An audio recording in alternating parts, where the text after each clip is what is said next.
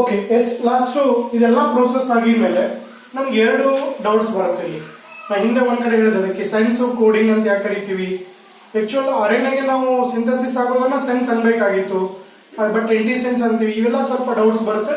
ಇನ್ನೊಂದ್ ಕಡೆ ನಾವೇನಪ್ಪಾ ಅಂತಂದ್ರೆ how process of transcription differ from replication, ಇವೆರಡು ಪಾಯಿಂಟ್ ಅನ್ನ ಡಿಸ್ಕಷನ್ ಮಾಡ್ಕೊಂಡ್ರೆ ಇವತ್ತಿನ ಮುಗಿಯುತ್ತೆ. ಫಸ್ಟ್ ಇಲ್ಲಿ ಒಂದೇ ಪಾಯಿಂಟ್ ಏನಪ್ಪಾ ಅಂತಂದ್ರೆ ಎರಡು ಸ್ಟ್ರಾಂಡ್ಸ್ ಸಪರೇಟ್ ಆಗುತ್ತೆ. ಸಪರೇಟ್ ಆದಾಗ ಒಂದು ಸ್ಟ್ರಾಂಡ್ ಆರ್ಎನ್ಎ ಸಿಂಥಸಿಸ್ ಗೆ ಕೋಡ್ ಆಗುತ್ತೆ, ಅದನ್ನ ನಾವು ಸೆನ್ಸ್ ಸ್ಟ್ರಾಂಡ್ ಅಂತ ಕರಿತೀವಿ, ಅಥವಾ ಇದನ್ನ ನಾನ್ ಕೋಡಿಂಗ್ ಸ್ಟ್ರಾಂಡ್ ಅಂತ ಕರಿತೀವಿ. ಓಕೆ ಎಸ್, ಇದು ಹಿಂದೆ ಬಂದಿತ್ತು. ಇನ್ನ ಯಾವುದು ಇಲ್ಲಿ ಸಿಂಥಸಿಸ್ಗೆ ಎಂಆರ್ಎನ್ಎ ಸಿಂಥಸಿಸ್ ಹೆಲ್ಪ್ ಆಗಲ್ಲ, ಅದನ್ನ ನಾವೇನಪ್ಪಾ ಅಂದ್ರೆ ಸೆನ್ಸ್ ಸ್ಟ್ರಾಂಡ್ ಅಥವಾ ಇನ್ನೊಂದು ಹೆಸರೇನ್ ಕರೆದಿದ್ವಿ ಅದಕ್ಕೆ ಕೋಡಿಂಗ್ ಸ್ಟ್ರಾಂಡ್ ಅಂತ ಕರೆದಿದ್ವಿ. ಓಕೆ ಎಸ್, ಇಲ್ಲಿ ಒಂದು ಡೌಟ್ ಬಂದಿತ್ತು. ಏನ್ ಡೌಟ್? ಹಳೆ ಸಿಲೆಬಸ್ ತಗೊಳ್ರಿ ನೀವು. ಹಳೆ ಸಿಲೆಬಸ್ ಒಳಗೆ ಏನಾಗಿದೆ ಅಂದ್ರೆ ಹೆಸರು ಉಲ್ಟಾ ಇದೆ. ಯಾವುದು ಆರ್ಎನ್ಎ ಸಿಂಥಸಿಸ್ ಗೆ ಕೋಡ್ ಆಗುತ್ತೆ ಅದನ್ನ ಸೆನ್ಸ್ ಸ್ಟ್ರಾಂಡ್ ಅಂತಿದ್ವಿ, ಯಾವ್ದು ಕೋಡ್ ಆಗ್ತಿದ್ದಿಲ್ಲ ಅದು ಅಪೋಸಿಟ್ ಸೆನ್ಸ್ ಅಂತ ಹೇಳ್ತಿದ್ವಿ.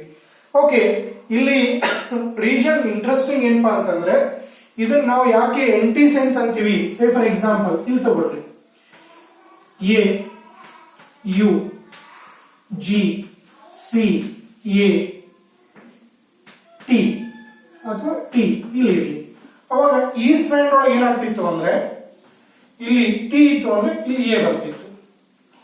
ಎ ಇದ್ದಲ್ಲಿ ಓಕೆ ಎಸ್, ಎ ಇದ್ದಲ್ಲಿ ಟಿ, ಯು ಇದ್ದಲ್ಲಿ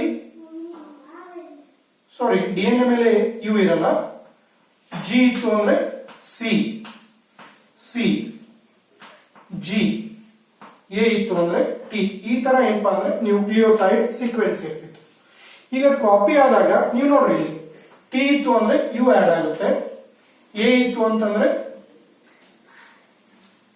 ಸಾರಿ ಟಿ ಇತ್ತು ಅಂದ್ರೆ ಎ ಆಡ್ ಆಗುತ್ತೆ, ಎ ಇತ್ತು ಅಂದ್ರೆ ಯು ಆಡ್ ಆಗುತ್ತೆ, ಜಿ ಇತ್ತು ಅಂದ್ರೆ C, C okay S G A sorry U. ಅಂದ್ರೆ ನಾವಿಲ್ಲಿ ಒಂದು ಅಬ್ಸರ್ವ್ ಮಾಡಬಹುದು, ಏನು ಯಾವ ನ್ಯೂಕ್ಲಿಯೋಟೈಡ್ ಸೀಕ್ವೆನ್ಸ್ ಟೆಂಪ್ಲೇಟ್ ಮೇಲೆ ಇದೆ ಅದರ ಕಾಂಪ್ಲಿಮೆಂಟರಿ ಸ್ಟ್ರಾಂಡ್ ಒಳಗಿರುವಂತಹ ನ್ಯೂಕ್ಲಿಯೋಟೈಡ್ ಸೀಕ್ವೆನ್ಸ್ ಆರ್ಎನ್ಎ ಒಳಗೆ ಬರುತ್ತೆ.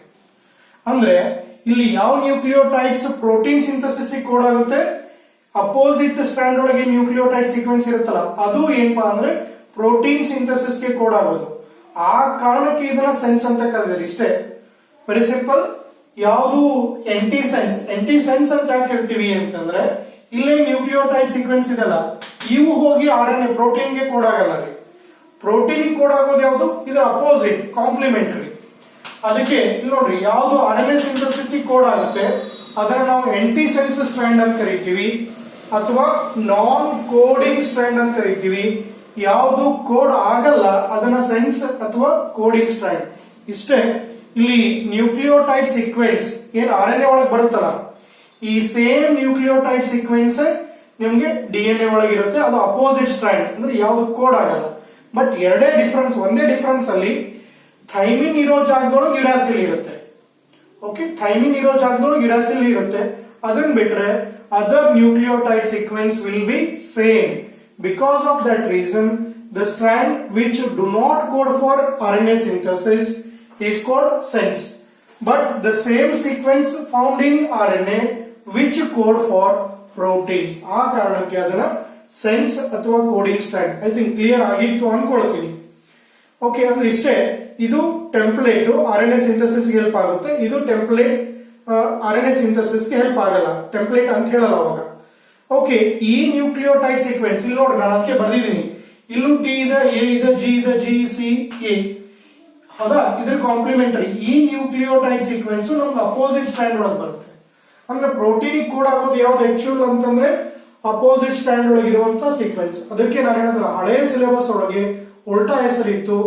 ಯಾವ್ದು ಕೋಡ್ ಆಗ್ತಿತ್ತು ಅದಕ್ಕೆ ಸೆನ್ಸ್, ಅಂದ್ರೆ ಎಂಆರ್ಎನ್ಎ ಕೋಡ್ ಆಗ್ತಿತ್ತು ಅದಕ್ಕೆ ಸೆನ್ಸ್, ಕೋಡ್ ಆಗಲಿದ್ದು ಸೆನ್ಸ್. ಬಟ್ ಲೇಟರ್ ಇದು ರಿವೈಸ್ ಚೇಂಜ್ ಮಾಡಿದಾಗ ಏನಾಯ್ತು ಅಂದ್ರೆ ಯಾವುದು RNA ಸಿಂಥಸಿಸ್ ಕೋಡ್ ಆಗುತ್ತೆ ಅದನ್ನ ಆಂಟಿಸೆನ್ಸ್ ಅಂತ ಕರೆದ್ವಿ, ಯಾವುದು RNA ಕೋಡ್ ಆಗಲ್ಲ ಅದನ್ನ ಸೆನ್ಸ್ ಅಂತ ಕರೆದ್ವಿ. ಅದೇ ಕಾರಣಕ್ಕೆ. ಓಕೆ, ಇನ್ನೊಂದು ಪಾಯಿಂಟ್ ನಾನು ಹೇಳಿದ್ರು, DNA ರೆಪ್ಲಿಕೇಶನ್ ಟ್ರಾನ್ಸ್ಕ್ರಿಪ್ಷನ್ ಏನ್ ಡಿಫರೆನ್ಸ್ ಅಂದ್ರೆ, DNA replication from over site, ಒಂದು ಸೈಟ್ ಇಂದ ಕಂಪ್ಲೀಟ್ DNA ಕಾಪಿ ಆಗ್ತಿತ್ತು. ಓಕೆ, ಬಟ್ ಟ್ರಾನ್ಸ್ಕ್ರಿಪ್ಷನ್ ಪ್ರೋಸೆಸ್ ಒಂದು ಪಾರ್ಟ್ ಆಫ್ DNA ಹೆಲಿಕ್ಸ್, ಅಂದ್ರೆ ಆ ಪಾರ್ಟ್ ಆಫ್ DNA ಹೆಲಿಕ್ಸ್ ಯಾವುದು ಅಂದ್ರೆ gene. Okay, specific segment of DNA that is called gene that transcribe as RNA molecule. Okay, ಇವೆರಡು differences ಅನ್ನ ನಾವು correct ಆಗಿ ನೋಡ್ಕೊಂಡ್ರೆ, ಓಕೆ, ಒಂದು ಈ ಡಿಫರೆನ್ಸ್ ಆಯ್ತು. ಇನ್ನೊಂದು ಏನಾಗುತ್ತೆ ಅಂತಂದ್ರೆ, ಅಲ್ಲಿ ಕಾಂಪ್ಲಿಮೆಂಟರಿ ಎರಡೂ ಸ್ಟ್ರಾಂಡ್ಸ್ ಇಂದ ನ್ಯೂಕ್ಲಿಯೋಟೈಡ್ಸ್ ಆಡ್ ಆಗುತ್ತೆ. ಅಫ್ಕೋರ್ಸ್ ಬೈ ಡೈರೆಕ್ಷನಲ್ ಡಿಸ್ಕಂಟಿನ್ಯೂಸ್ ಏನೇ ಇರಲಿ ಎರಡೂ ಸ್ಟ್ರಾಂಡ್ಸ್ ಇಂದ ಆಡ್ ಆಗುತ್ತೆ. ಬಟ್ ಇಲ್ಲಿ ಟ್ರಾನ್ಸ್ಕ್ರಿಪ್ಷನ್ ಒಳಗೆ only one strand which having chemical polarity 3' to 5' that act as template, ಒಂದು ಸ್ಟ್ರಾಂಡ್ ಇಂದ ಕಾಪಿ ಆಗುತ್ತೆ. ಎರಡನೇ ಡಿಫರೆನ್ಸ್. ಇನ್ನು ಮೂರನೇ ಡಿಫರೆನ್ಸ್ ಏನಪ್ಪಾ ಅಂದ್ರೆ, ಇನ್ಸ್ಟೆಡ್ ಆಫ್ ಥೈಮಿನ್ ಇಲ್ಲಿ ಯುರಾಸಿಲ್ ಆಡ್ ಆಗುತ್ತೆ. ಓಕೆ, ನಾಲ್ಕನೇ ಡಿಫರೆನ್ಸ್ ಏನಪ್ಪಾ ಅಂದ್ರೆ, DNA ರೆಪ್ಲಿಕೇಶನ್ ಒಳಗೆ ಡಿಆಕ್ಸಿ ರೈಬೋ ನ್ಯೂಕ್ಲಿಯೋಟೈಡ್ಸ್ ಆಡ್ ಆದ್ರೆ ಟ್ರಾನ್ಸ್ಕ್ರಿಪ್ಷನ್ ಒಳಗೆ ರೈಬೋ ನ್ಯೂಕ್ಲಿಯೋಟೈಡ್ಸ್ ಆಡ್ ಆಗುತ್ತೆ. ಓಕೆ, ಇಲ್ಲಿ ಸೆಗ್ಮೆಂಟ್ ಆಫ್ ದ ಜೀನ್ ಅಥವಾ segment of DNA or gene copy as RNA, but replication process ಒಳಗೆ ಹೋಲ್ DNA ಕಾಪಿ ಆಗ್ತಿತ್ತು.